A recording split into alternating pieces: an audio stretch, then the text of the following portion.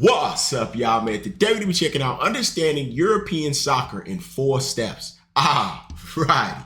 Now, I don't know. Is there a difference between European and American soccer or football?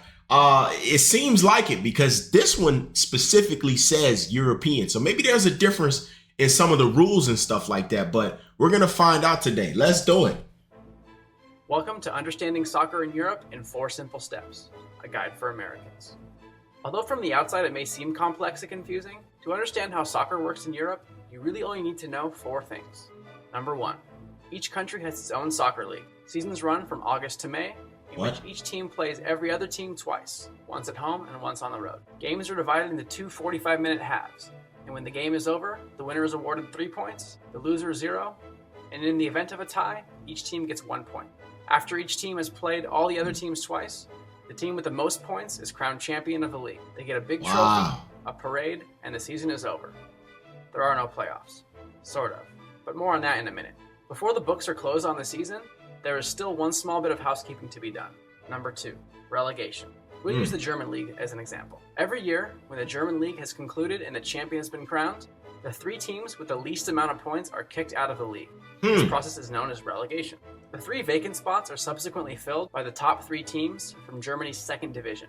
And unlike, say, baseball in the US, teams in the second and subsequent divisions are not owned by teams in the top division. Okay. So now this has me thinking they not only do they have different teams, they each have their own league. So who do they play? Because if you got your own league, I'm assuming you're playing more than just the other countries. There's probably multiple different teams in each country, and they play each other, which makes things probably very interesting when those bigger games come where you play different countries. You know what I'm saying? So a lot of times, for the most part, they're probably playing teams in the same country. At least that's what it seems like. But then you also got whole different divisions, man. So this stuff, man, you getting a whole lot of football. Not owned by teams in the top division. Imagine if the Pittsburgh Pirates or Oakland Raiders had to fight at the end of each season just to stay in the league. What if instead of coasting to the bottom for better draft picks, they were fighting to the bitter end to avoid the $40 million revenue loss that relegated teams suffer in the first year alone? Not to mention the fact that in England, 9 different teams have gone financially insolvent within 5 years of relegation. Okay, interesting enough, you're thinking. But what about that whole lack of playoffs part? Number 3, each country also holds an elimination-style tournament, referred to as a cup. But instead of being held after the 9-month league is over, cup games are scheduled in between league games, normally in the middle of the week. One additional perk about the cup system is that teams from all levels, down to semi-professional and even some amateur teams, are invited to play. And if they do well, can progress, and occasionally even knock off a top team. Wow.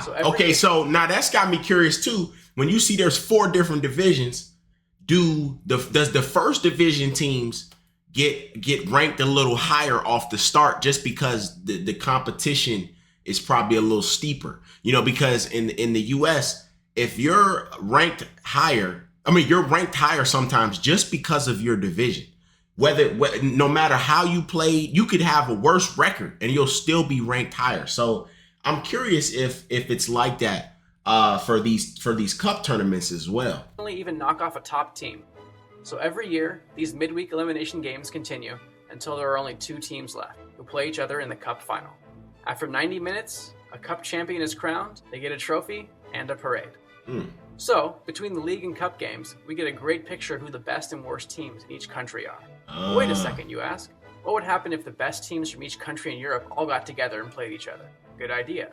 Number 4.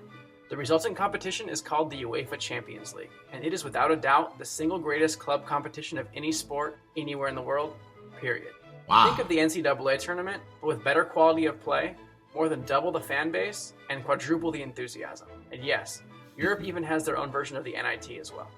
So, through a complex and drawn-out process, teams from all over Europe compete just to qualify for this tournament.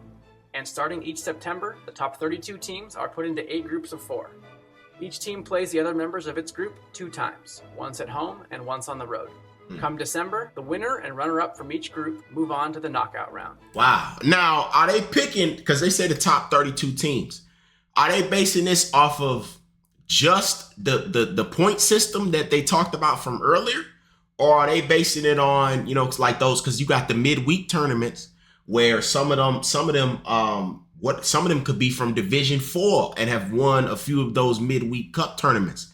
So if they won that cup tournament and let's say they won a bunch of them, do they get ranked higher because of that, or because they won't be part of the point system unless their main team gets knocked out? I think I'm getting it. A little bit. You know what I'm saying? So I'm curious about that as well, because you know, it'd be cool to see. You probably want to root for some of the lower division teams, because it'd probably be like a big deal. Like, oh my gosh, a lower division team is like really doing well, you know? So I'm curious how that works. Move on to the knockout round. And this is where club soccer is at its finest. Teams are paired up individually and again play one home and one away game, with the winner from each pair moving on to the next round until only 2 teams remain. The Champions League final is then held as a single game each year in May. And unless it's the World Cup year, this is the most important soccer game of the year. After 90 minutes, a champion is crowned, the trophy is awarded, parades commence, and all clubs go on break until the madness fires back up again in August. So, to review, number 1, each country has its own league. Number 2, the worst teams are kicked out of the league and replaced by the best teams from the next division down. Number 3, throughout the year, each country also holds a playoff-type tournament called a cup. And number 4, the UEFA Champions League is a tournament involving all of Europe and is the most important competition in all of club soccer. Got it. Okay. Now, this UEFA thing, I had never heard of that. I'm going to be honest with y'all. I was very, very unfamiliar with that. So when he brought it up, that's my first time ever hearing about it. And because I knew everybody knows about the World Cup and how big that is, but this seems to be like the second best thing, you know what I'm saying, as far as football. So, man, that is pretty cool. It's pretty dang cool, man. I'm sure there's a lot of nuanced things that I might be missing that some of you guys will help me out with, but I do think I have a much better understanding based on this video. So shout out to you guys for recommending it. And if there's anything I'm missing, man, let me know about it, man. I'm out of here.